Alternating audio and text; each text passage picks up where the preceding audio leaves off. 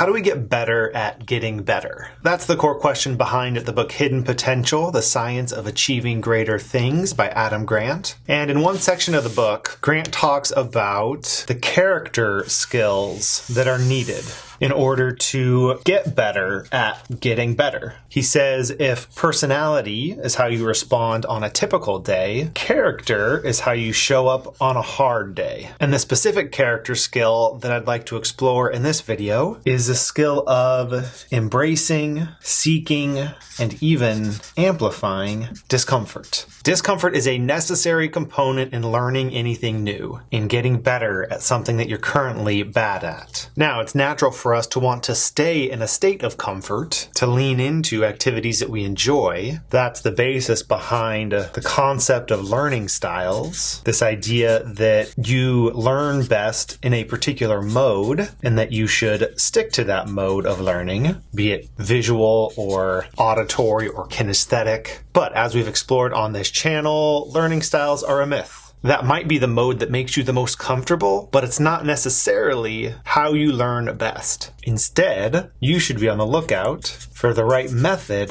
for the task at hand, and be prepared for that method to be uncomfortable, at least at the beginning. Let's take a look at a few examples from the book, and then I will share what that means for the skill that we focus on here on this channel, which is the development of visual thinking skills. One of the examples that Grant shares is folks who are learning a new language, focusing specifically on people that weren't very good at it in school, who didn't necessarily have a natural capacity for language acquisition. As you might expect, the best way to learn a new language is to actually get out and speak it.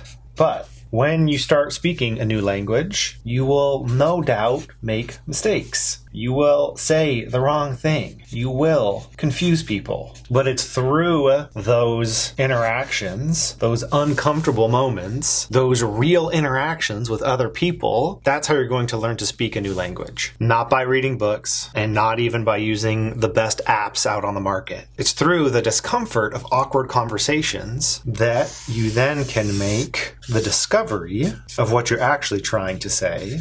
And then you can laugh at yourself and have a bit of recovery before you jump back into another potentially awkward, uncomfortable situation that will allow you to learn something new. Another example that Grant shares is the story of Steve Martin, someone who is now, of course, very well known for his career in comedy, but someone who had a pretty shaky start, who didn't have immediate success in the stand-up scene. And his approach early on was to improvise much of that routine. He enjoyed the spontaneity of that. It aligned with what maybe we would consider his learning style as it relates to stand-up comedy. But despite his enjoyment of that style, it wasn't leading to laughter. His sets weren't very good. But once he started writing, despite the fact that he hated it, he did not at all enjoy the writing process. It was very uncomfortable for him. He found that when he did write out his set, prepare more of it in advance, that is what actually got laughs. That's when he began to perfect his style as a comedian. He went through the uncomfortable act of writing in order to discover what was actually most funny so that he could then enjoy the experience of making people laugh. And then for the next set had to enter that state of discomfort to write new material in a process of discovery to find the best jokes and deliver them consistently. And this is what led to a decades-long successful career for Steve Martin. Engaging in this cycle is what allowed polyglots like Sarah Maria and Benny Lewis to become conversational and fluent in many different languages. Let's now apply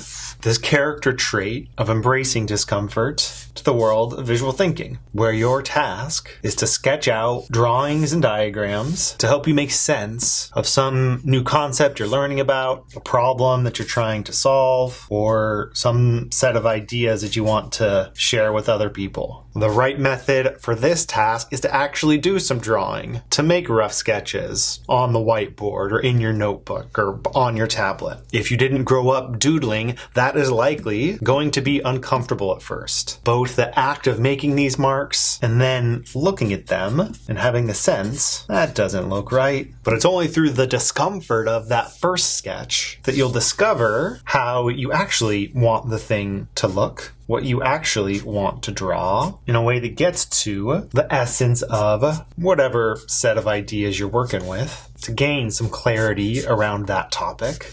It's through the discomfort of making unfamiliar marks that don't look right the first time you sketch them out, but when you keep sketching, you'll discover what does work, what does represent the things you're working with, that results in this visual artifact that you can then keep for yourself or share with others as you enjoy a little bit of a break from that creative output so that you're then ready to jump into that discomfort again tomorrow for the next topic you need to learn, for the next problem you need to solve. So in the case of language learning, you need to say it wrong until you get it right. For Steve Martin, he had to write it wrong until he got it right. For us as visual thinkers, I think you need to draw it wrong until you get it right. Expect those initial sketches to be uncomfortable, that it's only through that discomfort that you'll make some interesting discoveries. And keep in mind that that is exactly what the recycling bin is for. That's what whiteboard erasers are for. It's not about where you start. It's not about those first or second sketches. It's about what those experiences of discomfort teach you and allow you to create that wouldn't have been possible without that first decision to lean in to something uncomfortable. And the quicker you're able to move through this cycle, the better you'll get at getting better. The quicker you'll move toward achieving great things.